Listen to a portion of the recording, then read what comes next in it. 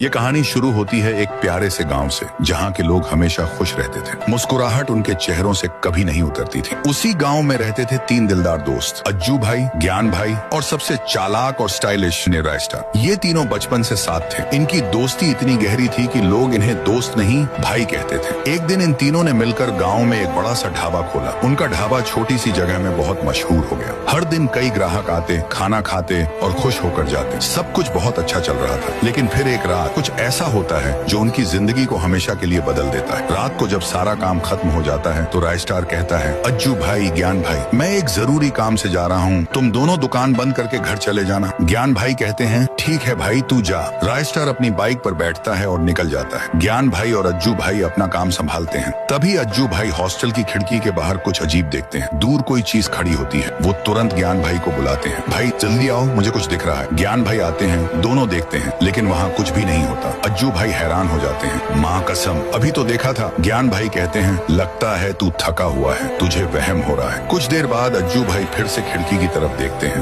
और वही चीज फिर से दिखती है, इस बार और करीब। वो फिर से ज्ञान भाई को बुलाते हैं। ज्ञान भाई गुस्से में आकर नीचे उस जगह पर चले जाते हैं। देख, यहाँ कुछ भी नहीं है। तभी पीछे से एक आवाज आती है, थुंग थुंग थुंग थुंग थुंग थुंग थुंग थुंग थुंग सहूर। ज्ञान भाई जैसे ही पलटते हैं, एक लंबा सा लकड़ा लिए कोई उनके सामने आता है और बिना कुछ कहे जोर का वार करता है। अज्जू भाई दूर से ये सब देखते हैं और कांप जाते हैं, लेकिन तभी उनके पीछे से भी आवाज आती है, थुंग थुंग थुंग थुंग थुंग थुंग थुंग थुंग थुंग सहूर। वो पलटते हैं तो देखते हैं तीन लंबा लकड़ा उनके सामने खड़े हैं, आंखों में गुस्सा। अज्जू भाई अपनी जान की भीख मांगते हैं, लेकिन कोई सुनने वाला नहीं था। अगली सुबह जब लोग ढाबे पर आते हैं तो देखते हैं अज्जू भाई और ज्ञान भाई की लाशें ढाबे की छत से लटकी हुई हैं। राय स्टार को बुलाया जाता है। जैसे ही वो ढाबे पर पहुंचता है, अपने भाइयों की हालत देखकर टूट जाता है। ये किसने किया मेरे भाई जैसे दोस्तों के साथ? तभी गांव का एक बुजुर्ग आता है, कहता है, मैंने पहले ही कहा था रात के वक्त यहाँ मत रुकना, लेकिन तूने नहीं सुना। राय स्टार समझ जाता है ये कोई आम मौत नहीं थी। उसी रात राय स्टार फैसला करता है कि वो इस राज का पर्दाफाश करके रहेगा। रात के 2 बजे जब पूरा गांव अंधेरे में डूबा होता है, राय स्टार अपने ढाबे में छिप जाता है। तभी उसे जंगल की तरफ कुछ लोग जाते हुए दिखाई देते हैं। राय स्टार समझ जाता है यही है वो बल्ला उठाता है और उनके पीछे दौड़ पड़ता है, लेकिन जैसे ही पास पहुंचता है, तीनों लोग अचानक गायब हो जाते हैं। तभी पीछे से एक आवाज आती है, थुंग थुंग थुंग थुंग थुंग थुंग थुंग थुंग थुंग सहूर।